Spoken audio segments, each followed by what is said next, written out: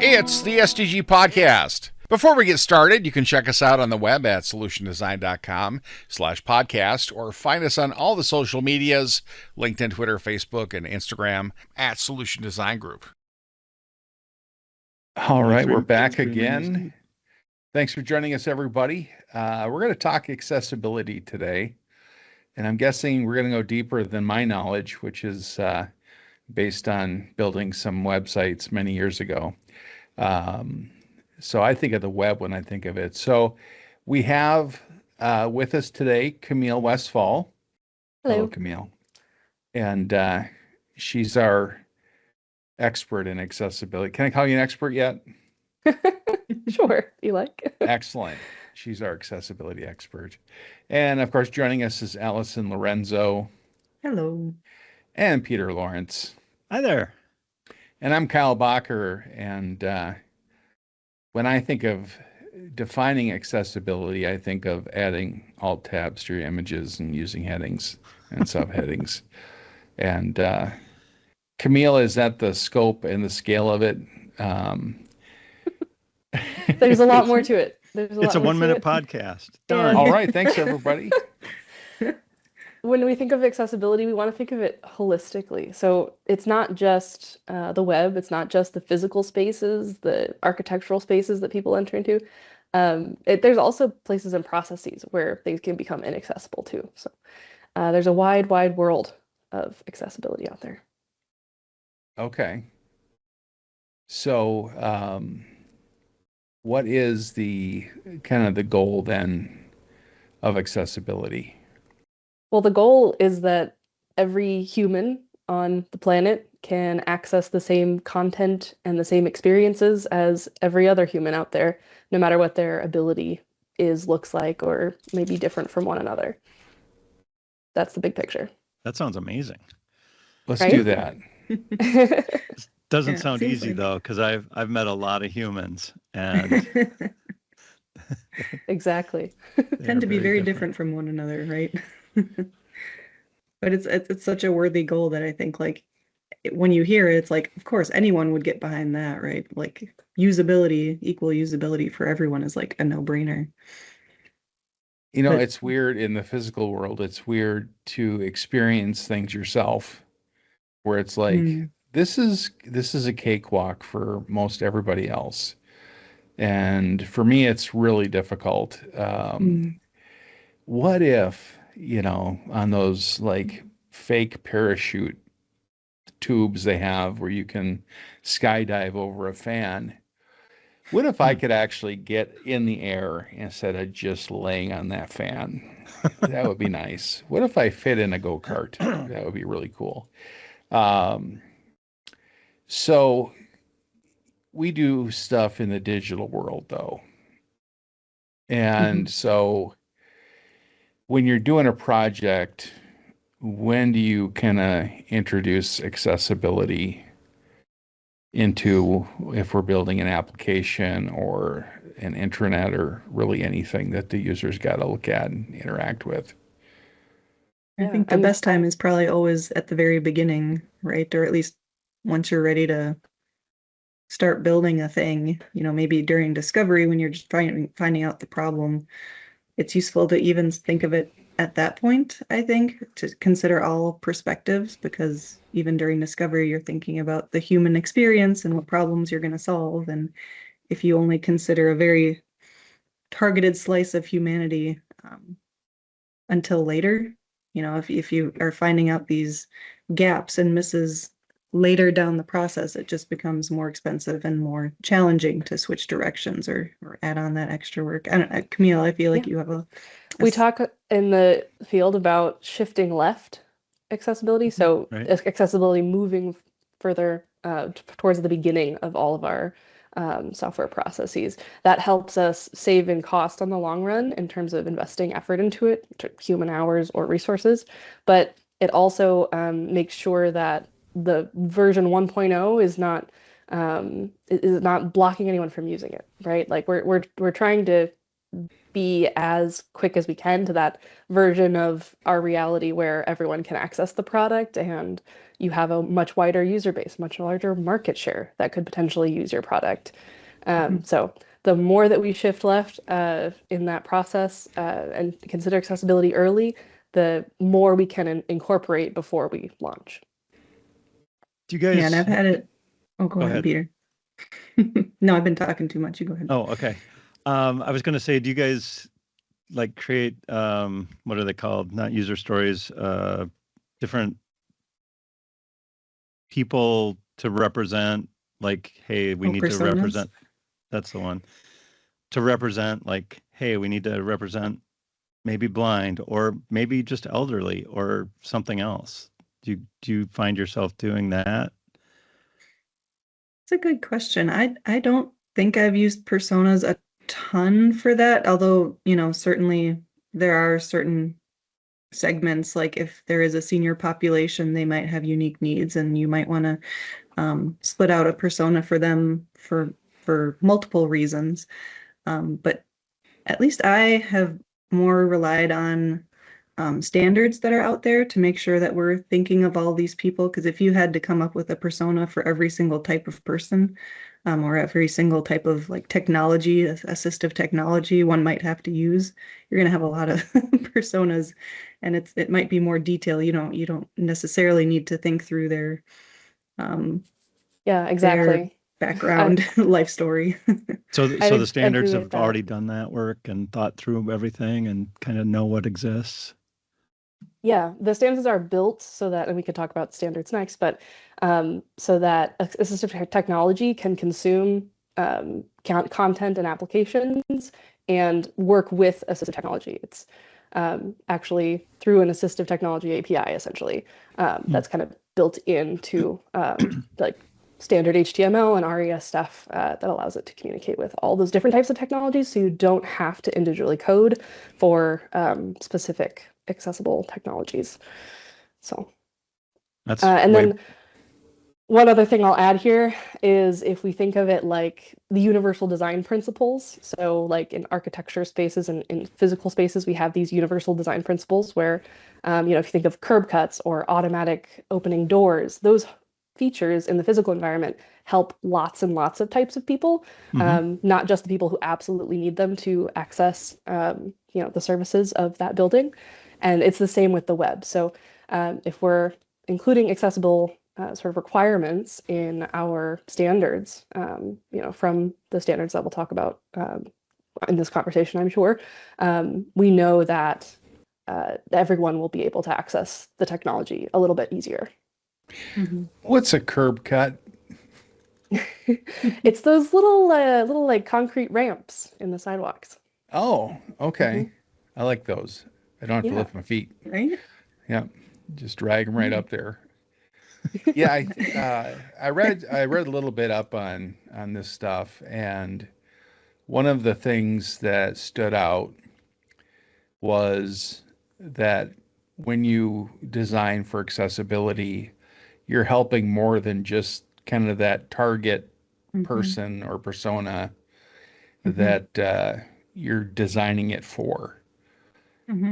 You might find yourself in a position through an accident or you break your arm or something where things change. You grow older and your eyes grow older and you have a hard time seeing that 1-point font in grayscale on a dark background that Lenovo uses for their serial numbers, by the way. Anyway, but it's like you're helping more than just, somebody that uses a screen reader or, like when I think of that, I think of well-formatted headings and a page that makes sense if you step through it and you see how the screen reader is going to step through it. That should make sense to the person using it, which I know about this because I was sitting across from a blind gentleman using a screen reader while I was building an intranet site. And I have some conversations with him, and I got to hear what the screen reader was saying to him as it went through. And I was like, that's horrible. I mean, I don't know how you translate that into a site, but they do.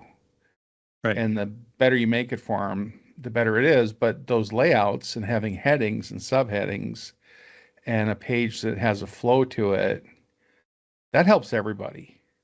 Right. Because if I can use the tab key to go form to form, I don't have to jump over to the mouse to move over to the next field when I'm filling out a form.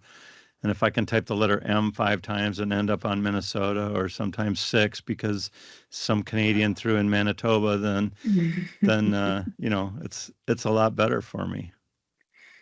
100%. Yeah, I feel like there's a ton of examples, like one that I experienced myself is with the doors, the doors that can open when you press a button. They all have the wheelchair symbol on it, right? Which helps them. But even just contextually, sometimes I'm carrying kids in both arms and I just need to hip check that thing and walk through. Or maybe you're carrying groceries or a million things, or like even closed captioning on stuff. I was just about to say that too. Huge. Yeah. If you're on a bus or something, you don't want to bother people next to you. You can just read a thing and watch it. Or heck, even I just turn it on even if I'm listening at full volume because I am that type of person who enjoys reading at the same time. My relationship with my mother is better because of closed captioning. Because then she's not bugging me the whole time, or I'm not sitting here like this. Yeah. Yep. No, you're right. I mean, I kind of when those buttons came out to open doors with the handicap symbol on it, I kind of felt guilty pressing it, like I didn't qualify. I had to have a tag or something. They're for everyone. They're for everyone to use, right? And that's part of the point. Is it's a public space, so everyone in public can use those features.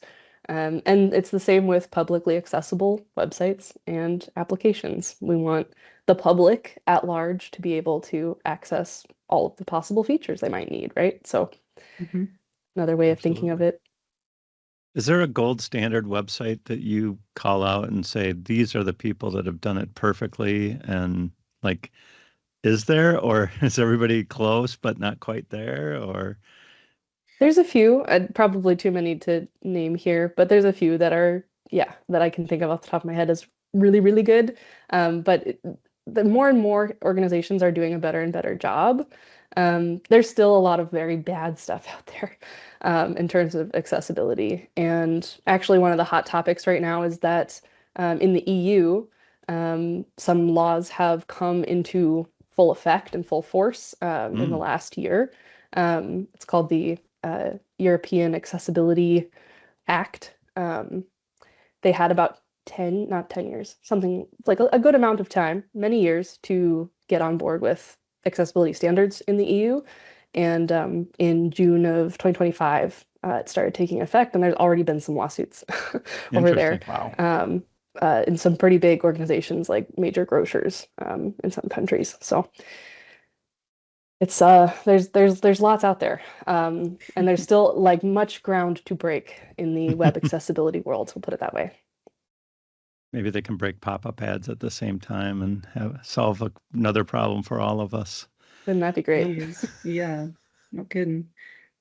There are times when I'm trying to interpret a standard or a best practice, and it's something that isn't super common or super clear just reading how to do it. So if I do need to find a site that does things really well, so one of my cheats is to go to like a website for like a consulting service on accessibility audits and accessibility services, because you bet your bottom dollar they do a really good job at walking their walk. So that's one place I'll frequent if I really know I need to get it right. So what does it take to, like, do we just, Camille, have you come in and tell us where to put ID tags and whatever else Kyle said? Or is there a little bit more process to it? Maybe come in at the design phase and help make a more accessible design, more easily usable? The good news is it can look different at many different, like very different at every organization, depending on their process needs and what kind of personnel they might have available. There are a lot of great tools now that help us with automated checking from being in the IDE environment, like where you're developing right there to help give you guidance, to early testing and like browser bookmarklets to give you a little bit of a better idea of, some really glaring things that it can catch easily. And those get us somewhere between 50% to 80% all the way there to the to the full really good. guidelines. So the other, remaining percentage, you'll want to have some kind of check. Manual testing can catch a lot of it. Even just a human who has a little bit of knowledge with the guidelines taking a look or just trying to tab through the website exposes a lot of issues typically. And that's a pretty simple test you can do. I like to say there's just a couple of little things you can do to test things like making your browser 200% magnified and trying to see if you can still do all the things that you need to do. Tabbing, using your keyboard to try and access all the interactive elements. If you want to turn on a screen reader and just see what that experience is like, it's eye-opening, and everyone can do it. They're all on our OSs. So there's just those couple of little checks will catch the majority of the issues. And then if you want to go deeper, there's always the ability to go deeper. There are lots of people out there with great knowledge about it. You can always, investigate on your own and double check things. Staying curious is kind of the what I like to say is the most important tenet. Yeah, I would agree with all that. There's so much flexibility, and I think it's still true that the earlier you at least think about it, the better off you'll be, because there is some stuff that lands squarely like on the designer's plate. So me and Camille are designers, so we have to be thinking about things like the size of click targets need to be so big.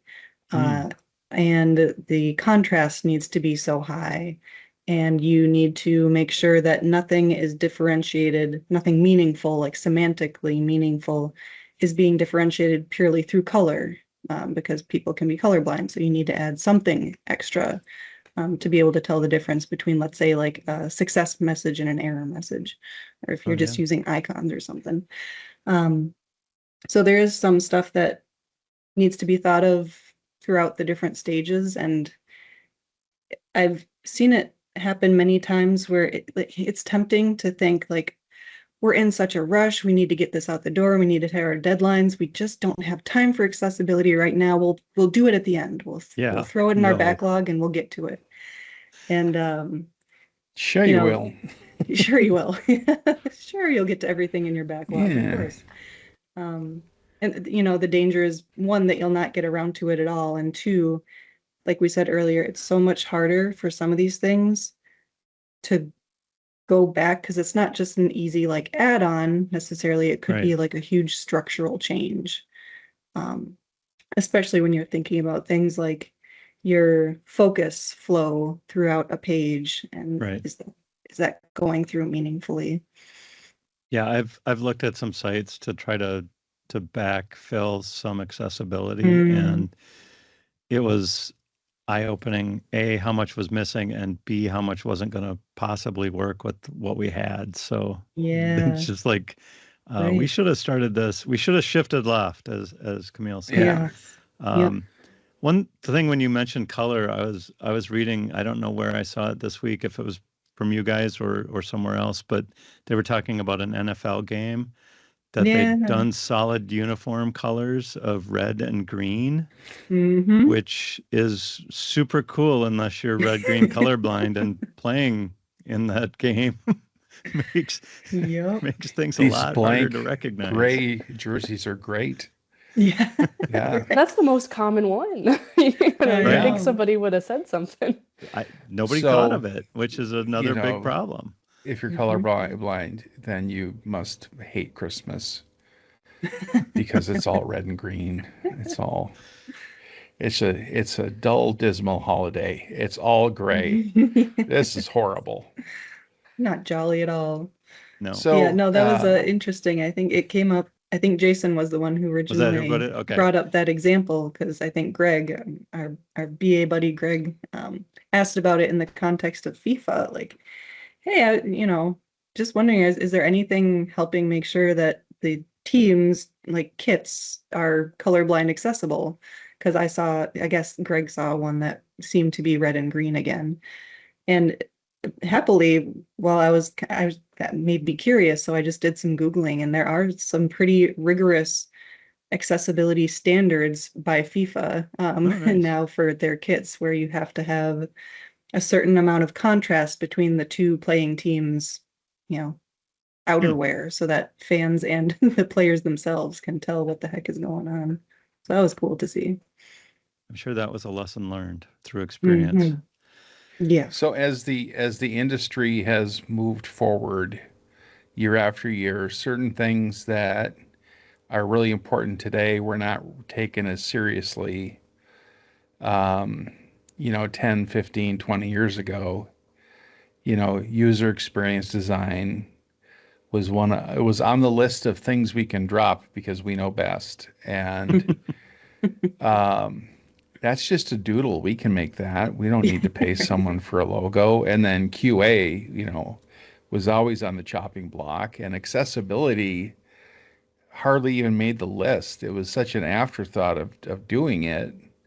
I've done projects where it never even came up. And now I look back and I feel a twinge of guilt that maybe I could have said something. But how do you convince people that are not really in that frame of mind that this is something that is not really an option anymore, but we all need to be doing? How do you convince that person? There are carrots and sticks, I feel like. A carrot is that, what's the statistic? Like a 15-ish% of the global population has some kind of disability. And it's growing because as our life expectancies get Sure. longer, that percentage goes up and up. And actually in the UK, it's going to be it's over 50% right now. So yeah, over 50%. Mm. So you could miss half of your intended audience. Mm-hmm. Wow. Mm-hmm.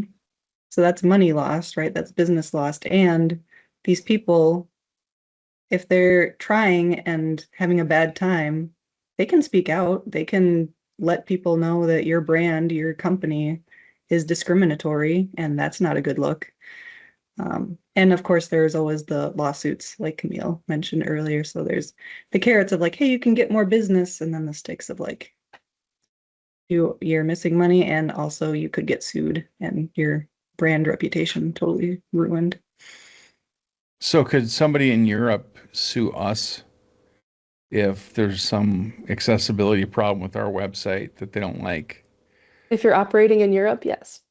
So that's something Okay. you have to take into account if it's part of where you're selling your business. We do not but operate in Europe. We are not operating in Europe. Yes. Yeah. However, I will say that the DOJ in 2024 actually made a ruling that all the public websites and applications and all of the local government, state government, services also, but that includes public digital services too, should all be ADA accessible, Title II ADA accessible by 2028. So that's something to know, that's a pretty new thing that rolled out in 2024, and people are still figuring out what that means for their organizations. And we have some time, but that's something that could apply to businesses operating in the digital space. Is there some really clear criteria out there on the web about what that means, that level of compliance? Yes, there is. It's called the Web Content Accessibility Guidelines, or WCAG, or informally said very often from my mouth. I was going to say, who's saying that? Okay. That seems hard. Just me, all the time, every other sentence. You mean you don't know WCAG? Come on. There are guidelines that set out essentially under these 4 principles. I like to think of the acronym POUR, P-O-U-R, perceivable, operable, understandable, and robust. So these are 4 kind of tenets of how you can ensure that your web content is accessible. And under each of these, they have standards that have a numbering system and then a rating system. You can pass or fail, and you can also, when you do pass, you can pass at a level A, a double A, or a triple A level. Which one can get you into trouble? Any of them? Do you have to be double A? The single A, it depends on the legislation that's in place. So if like Section 508 applies, there's, you know, certain criteria are going to apply. Versus ADA, I think I'd have to double check what the DOJ says. But a specific level will apply to certain organizations. So like government organizations are going to have, right now at least, they have a different level of standard they need to, you know, they need to pass versus public organizations right now. So, but if you're one of those organizations, you probably have a pretty good idea of which class you fall into for that, right? Like if hopefully. I'm a 501c or whatever, a you know, charity or something like that, or a government organization or whatever, I hopefully know what I'm doing and where I fall, right? Yeah, Sure. hopefully. When I worked for the government building their intranet on top of SharePoint, we heard from SharePoint that their product was inherently accessible. And then what you had to do in the page was you had to like take care of your end. So it's like the master page out of the box is going to meet the guidelines. Nice. But whatever you do in the page, you can screw all that up. You can break it or you can keep it going. Yeah. So just because the product says, hey, we're all good, doesn't mean that you're all good.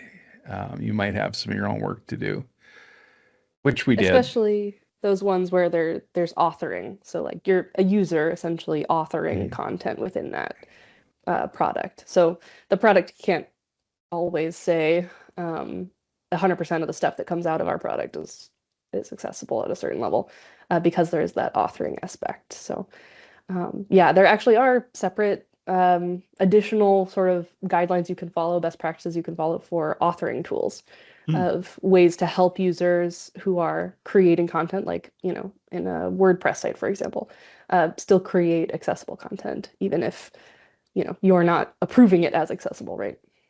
So should the sites like ours or, you know, companies like that are non-government entities be worried about the DOJ ruling or guidelines? I'm worried. I can tell. Yeah. I'm worried. And I'm tilting I would for think some so. reason. Yeah.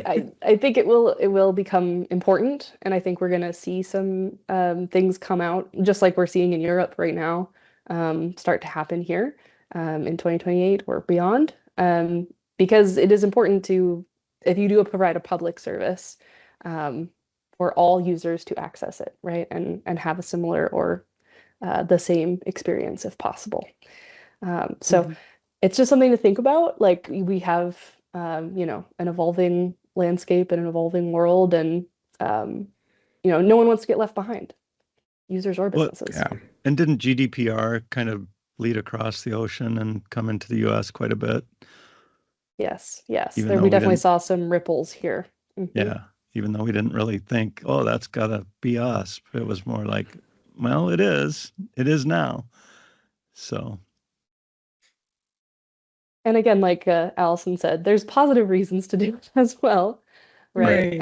Positive reasons to consider, including accessibility in a leftward side of your processes is, you know, increasing your ability to reach more people and more people to be able to joyfully experience your product and services. Well, and aging boomers probably are going to appreciate that quite a bit, you know, as they age. It becomes really painful to watch some folks use electronics. I know there was a video somewhere about a woman trying to take a picture at a sporting event and just like 30 seconds of them trying to take a picture and how many times they missed the camera and got onto the home page and back and forth and all of those kinds of things where, having that design with them in mind or with everybody in mind, I think would help that out too. Dry hands, using a touch screen with really dry skin is like, this sucks. Or having, fingers so your hand looks like a pack of bratwursts, typing on those keyboards. It's like I have to type a password like 6 times because I'm hitting multiple keys, and it's like, okay, this could be better. And I think we all run into stuff like that, right? Where you're like, this is bad. This is not working great. Yeah. This does not suit me as who I am. In any sort of dimension. There's a million dimensions to this. I mean, the big ones you think about are out there too, but like we said, people are just so diverse in their bodies and their minds, all across the board, and in their goals and their wants. And it's important to note that a lot of people can be accommodated through just one experience, but there's also always the opportunity to give people the flexibility to tailor their experience to how they want it. So giving them settings or modes is huge, and oftentimes much better than you trying to pick just one experience that's going to work for everyone. It's impossible. So that's where you can get like dark mode and light mode. Let people choose their contrast, let them choose their font, let them zoom in and zoom out, all those sort of things. The more dimensionality you can give them to their options is great. And I think a lot of the smartphones have done a pretty good job of doing that better and better until you can have pretty much a setting for everything until you get it how you want it.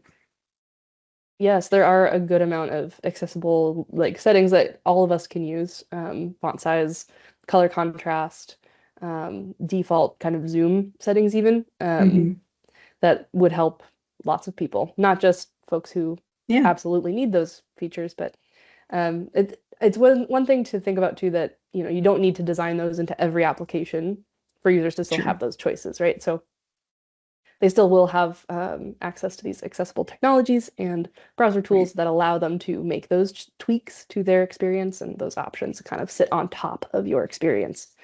So knowing what's out there helps, because then you know how things can look differently for different users that are using those settings. One that comes to mind that's really big is the Microsoft high contrast mode. It turns the screen black, and so if you have images that have a white background, for example, it's going to be really difficult for some users to read those in that high contrast mode. So things like that maybe aren't mainstream in terms of how we think about designing our websites and designing our experiences, but are small things you can learn that can increase the amount of people that can access what they need to. And we talked a little bit about process earlier too. I'm also thinking back to this project that Camille, you and I were on together, and it was a question of, this is a lot of thing to test, right? This is a fair amount of work to make sure that we are checking all of these different things and considering all this. And we had the question of how do we implement this on this project? Who's responsible for what? At what point do we do some of these things? I'm just thinking of what we did was, at least in the design stage in Figma, we had a checklist, a ready for dev checklist. And it included all of these things that we as the designers had to make sure we're all done. So just making sure that we were using all the right tokens, and hey, did we double check that it's responsive, and all this different stuff. And there was a good chunk in there that was accessibility stuff, because like I said, some of that falls in the designer's lap. So there was that point to explicitly check that out at the design stage. And then in terms of testing, obviously we did some education with our developers too, so they knew some of the best practices to develop things accessibly. But in terms of checking things, maybe you're the better one to talk about what that process was, because we split up a long list of things we wanted to check into stuff that we did for every ticket, and some in like bigger chunks, and there was like some, Yes. you know better than I do. So what we ended up doing was first doing a little bit of education with our developers and talking about what makes sense for us to implement in, version 1 to launch this application. We have a WCAG 2.2 AA standard that we have to meet. And here, I listed out all the criteria that we're going to need to basically pass in order to meet that standard. And then rewording it into words the team can understand and process in a way that's actionable. So, some folks did have accessibility background, but a lot of folks didn't. And so how can we reword that to make it an accessibility acceptance criteria that then can be added to stories and then acted on in the development process right there. It's like all the way from when we first assign a ticket for a developer to understand that that's a requirement they'll need to meet, to testing and QA understanding that's a requirement I'm going to need to test for. So we have this long list of the criteria that we're going to need to pass. We do need to break them up to, as Allison alluded to, some of the standards apply to completing a flow, for example, or a full-on, an entire page has to be able to be tappable, for example. Well, if we're only implementing part of that experience or part of that page or a small piece of it, we're not going to be able to check off that criteria that applies to that entire piece. So some pieces are going to be for the chunks that we're developing, and some pieces are going to be, okay, this is the end-to-end piece that we're going to deliver as part of this feature set. That has a different set of testing criteria to make sure that it fits into the WCAG 2.0 or 2.2 AA standard. So that's how we split it up in our team. But I do recommend that folks think about how to break it up so that it is actionable for a team and they can absorb that along within the development process. It doesn't add extra time. It's just part of the criteria that we need to meet in order to go live. It's really easy to do at the beginning when you're first putting controls or whatever on a page to add all the right tags and everything that's needed to pass the thing. But at the end, to add them, to go find where they're missing or go find where they're needed is a real treat. Exactly. Well, and then continuing it, as that site lives on or that app lives on, and other people are making changes and adding images and things like that, remembering that handoff of the accessibility stuff, along with just saying that, hey, your job is to add these pictures every week. They might not know the importance of it. So do you have, I don't know, do you take time to convince people of the importance of accessibility? Do you have any slide decks, or you'll get together for an hour and do a Q&A, and how do you introduce people to that concept and the importance of it so that they incorporate it early? Yeah, I mean, I talk a lot about it as part of my design process, as part of being someone who's really passionate about understanding user perspectives and the user journey and the user's experience. It's part of how I speak about being empathetic, basically. And, I speak about that when I start at a client, when I start with a customer, and we're talking about who do you want to reach, and who do you think is currently, using your experience that exists today, and what do they look like, and how can we understand them better? Typically, I'm having conversations about, 15+% of the global population will experience some kind of disability in their lifetime. And so how are you addressing this? Is this part of your organizational, legal compliance as an organization? Here are some things that you can do just to protect yourself from a legal side, but also here are some things you can do to open up that market share for yourself, right? So I try to talk about it from that perspective. And as early as I can, right? I'm one of the first people that is looking at discoveries and kind of in the room talking with people, trying to get alignment on what do we want this app or product or website to look like, and feel like, right? And who do we want it to function for? And that's a big part of the conversation at that stage. And then, I do spend a little bit of time. Hey, if we have this standard, and we've set this alignment, this is our standard as an organization or as for this product, then that follows that in our development process and our development pipeline, here's what we need to meet, and that's what this means.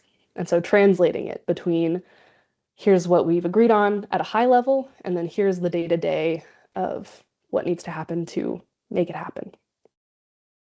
How much of a struggle is that? It can be a bit of a struggle sometimes. If you have someone who's kind of set in their ways and thinks they want to do it a certain way, and maybe that way, we know it just doesn't work for a lot of people, or it won't talk to the accessibility APIs, right? So it won't speak to the accessible technology. Typically what I do in those situations is try to show them the differences. So here's how it would sound from a screen reader. Here's the control that, a percentage of the population will not be able to touch if we do it this way. Here's the percentage of the population, like red-green color blindness, won't be able to read the content you're putting out. So we try to talk about all the different ways that it could affect actual people, actual users, and that typically helps with people's understanding of these changes actually matter. And if I am making a change, then I know that it's for a positive impact. I mean, because most business leaders will not be like, and I want to keep 15% of the world from accessing my website, guaranteed. That's my goal, is to prevent them from getting in and seeing anything. Like, no, nobody says that, right? But that's in essence what they are saying. If they don't listen to you, is like, well, you're gonna lose a lot of business. I think it comes from this like fear that it's going to take more effort, right? Yeah. And like we've talked about, if you include it early enough and there is alignment at that earlier stage, or even from a leadership perspective, it doesn't have to cost anything extra. You're still going to have development time to get an application out there. It's that intention that you're setting forward, right? And the other thing I think about, sorry, go ahead. And everybody talks about shifting left, right? So even the QA process has now gotten to be pretty shifted left, right? It's not at the end where you turn it over to QA and they'll start testing as soon as you're done with the entire application and find all the bugs and design flaws that you missed 3 months ago or 6 months ago. So the same kind of goes for, accessibility, right? Absolutely. Yeah. 100%. Yeah. There are some organizations that think of like, oh, we'll do that. We'll get to that someday, right? If you're kind of down in the development trenches and you're like, oh, right, accessibility, we forgot. Let's put it in the backlog. It'll be the someday version. But something that we think about is that someday version might never come. And so some users might never get to access the content and experience that you're designing. So. Right. And I mean, really, to think of it in the same lines as testing, like, oh, well, we'll never test then. Okay, that'd be great. What about arguments like, well, that's not our audience. We don't have to worry about that group of people. They wouldn't ever come here to do this, or they're not our customer, or things like that. How do you deal with those types of arguments? It's a tough one. I mean, because how would you know, first of all? Even when I worked on like internal projects where like, okay, I'm making an internal tool for these 10 SMEs and everyone knows everyone and none of them have a problem. So we can skip it. But even then you have to think, okay, times change, your body changes over time, as we've mentioned. Your vision will change, your hands will get drier, all that stuff. And heck, you would hate for it to happen, but you could get hit by a bus tomorrow and break your arm and you can't use your mouse. So can you use your keyboard or just lose your job because this thing wasn't built right, So you just have to think of it in those terms of like, if you assume that everything will stay the same and you're building this thing, if it's got this expiration date on it, because people will inevitably change, or heck, someone leaves and retires and you have to hire someone new. The implication is that you will have to discriminate in your hiring. Otherwise, this person you're bringing on can't do their job if this tool you're building is required. So, or you'll have to create an accommodation from a legal perspective, right, and that would, right. Behoove you, but it would be costly potentially. Costly. So one thing that I like to talk about is the universality of a universal design. Means that if we are allowing keyboard access, if we're allowing tabbing through, if we're allowing different types of technologies to interact with whatever experience is happening on the screen, more people can use it, and more people can use it more efficiently in the way that works best for them. So if you want your employees to become more efficient and be able to use their keyboard shortcuts and quickly work through this workflow, then making the design universal, including those accessible APIs, which are built into HTML, just working with them, is part of that effort. And as a programmer that loves not using the mouse because I didn't grow up with it, it's so much better to just be able to tab through things and get there really fast. 100%. I appreciate that when somebody's gone through the effort of not having me tab to, I don't know, the country and then back to the street address and then somewhere else and all of that. That's like, no, this is bad. Try again. And you're right. If you don't do it at the beginning, it just becomes a cost. That the cost that they're thinking about is the cost of doing it at the end, not the cost of doing it at the beginning. Right. It's a self-fulfilling prophecy. Yeah, exactly. Yeah. Just yesterday, someone said, well, I hate that I have to click on this. I can't just hit enter because it doesn't shift focus or tab to that button automatically. And I'm like, well, can you hit tab? And they figured out that if they hit tab twice, and they can tab enter, and it gets them there. Right. So now I'm a hero. So I'm completely sold on the need for accessibility and the idea that your needs now are not your needs in 5 years, or the needs of your people change as your people change. It's like, that's all reality. The idea that accessibility will help more than just people that have to have it, but it'll help people that are just regular users that don't have those same issues. You've got the American with Disabilities Act, ADA, to contend with. And that's something that could be a big surprise. Like you were saying, Allison, what's your option? We discriminate in our hiring, or we discriminate against our employee once we hire them, and we don't accommodate them. It's scramble. We have to scramble to make this stuff work for this individual. It's a noble thing to do. It's the right thing to do, but it's also costly and last minute and takes resources and things like that. And it's, if you, go left? Shift left. Yeah. Curb gap left on 3. Like that to me seems like the way to do it. And instead of, waiting 6 months to clean your house, if you clean as you go, it's much easier and lower impact. And I've never learned that. Someday, Kyle. Someday. And I think about it in the physical world, there's a lot of, comparisons you can make between them. And it's like, now I'm going to get up in arms against airplanes and, I mean, if you put a curb cut out when you're building the road, it's a lot easier than having a crew come back and cut all the cement out and put it in later, right?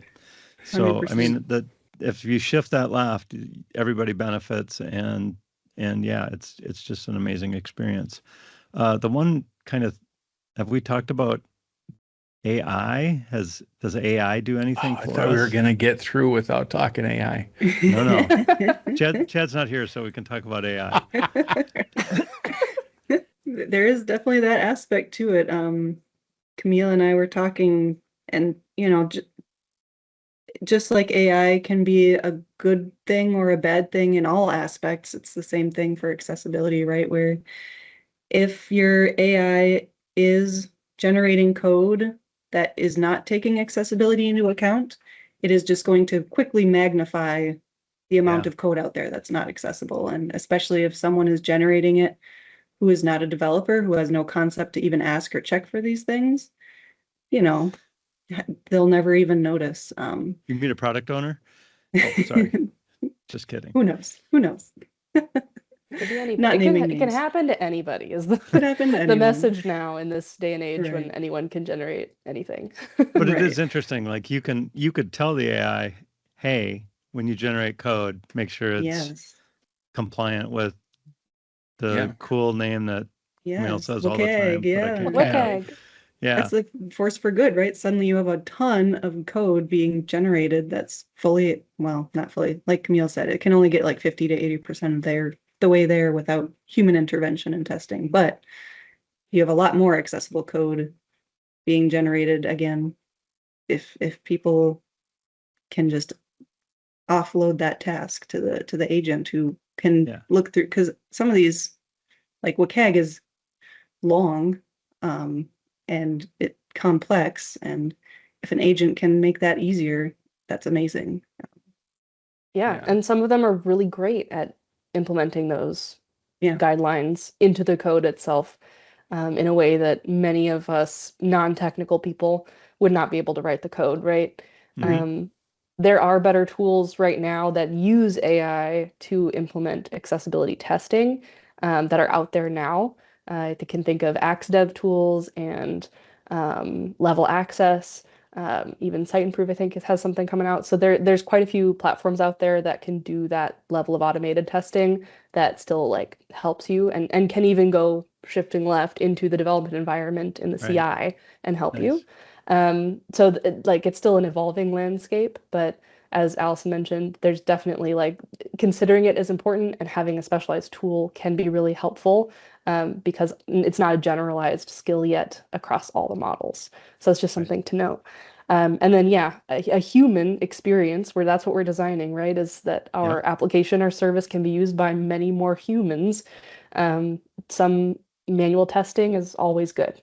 Any amount that you can contribute is going to be helpful to help you catch the big stuff. So that's what I would recommend. and everything you do to make it more accessible to humans also makes it more accessible to other automated tools that you may want to have help you down the road, right? Which, can be a good thing, right? I think about pointing AI at a website and saying, hey, read this site and tell me in 3 bullets what it says, like I'm 5. And it's like, I can't simplify it that much, idiot. No, I can't read it. It's JavaScript. It's this, it's that. I can't help you. JavaScript without ARIA. Yeah. Yeah. And so, but that's another thing. It's like you're making your site better for AI tools to be able to take advantage of. Well, any assistive technology. If you think of AI as like any LLM tool as an assistive technology. Yeah. Yeah. Absolutely. Yeah. All right. So we got about 6 minutes left. I just wanted to ask for my parting thought, if I built a website and I dropped the ball on accessibility and I need to get help, get someone in here. Like how do you engage with a customer like that needs to get up to speed kind of quickly? Yeah, I'd talk to them first about user perspectives, what they understand about their users at the moment.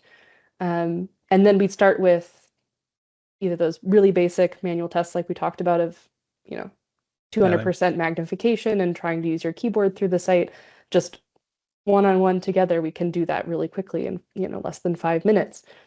And then I would look at some of the automated tools that can help us pull out those critical issues that should be fixed as soon as possible, like color contrast or text size or click target size or heading structure. Those are things that we could probably fix pretty quickly and will greatly impact any user who's using an accessible technology or assistive technology. It will impact their experience. So you're going in and identifying kind of their current state and the low-hanging fruit, like, hey, we can change 2 lines in a style sheet to fix this problem. So let's do that right away and kind of take it from there. Exactly. Camille, what are your parting thoughts? Anything else you want to get out there about accessibility 101?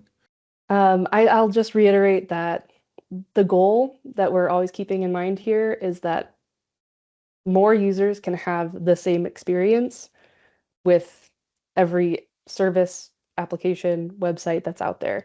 That's our goal, right? Is to have a more accessible world where everyone can engage how they would like to, and access the content and services that everyone provides. And so if we come at it from that perspective, we're coming at it from, we're letting more people in on the great services and products that are out there. And let's, do it for good, but also, for your bottom line. Excellent. Anyone else want to jump in with anything before we shut her down? Yeah, I do. Shift left. It's a big phrase going around the IT world these days. I think accessibility and testing are 2 huge places where that plays. It's just so much less expensive. Once your developers get into that mindset, they're looking for things too and helping out. Hey, this story is missing an accessibility bullet or things like that.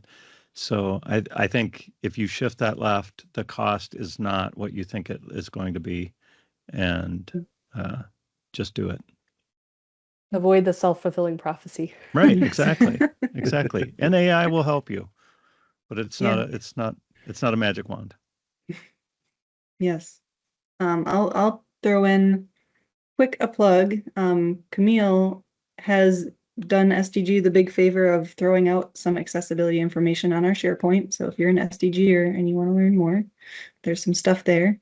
And if you want to learn even more beyond that, I'm sure me and Camille would both be happy to talk to you and point you in directions. And then secondly, we've danced around it a couple of times, but I'll just throw out there, if you have the opportunity, I would always advocate for having real people with these various assistive technologies or various disabilities test your thing for you. Because we can guess, we can simulate, we can use these automated tools to kind of get it, but these people have lived their lives with this. They know exactly what they need and how it feels, and they're going to find stuff that you won't yourself. And there's all sorts of individual people who you can hire to do this, and like I said, there are agencies you can work with who provide the people for you. So if you ever get a chance, that's the gold right there. Yeah, just 2 seconds of watching a blind person navigate a website on their phone is just amazing. Huge. It is. It just makes you think differently about stuff. It really does. Yeah, we'll talk about motivating, like seeing someone struggle. You really want to help. Or succeed even watching them do well. It's amazing too. It's like, yes. So, we did it. Excellent. Yes. Real testing with real people. That's a great note to end on. And I think with that, we can shut her down and say goodbye, everybody. Bye, everybody. Bye, everybody. Bye. Solution Design Group is a digital product consultancy in Minneapolis. Check us out on the web at solutiondesign.com or look for us on Facebook, Twitter, LinkedIn, and Instagram at Solution Design Group.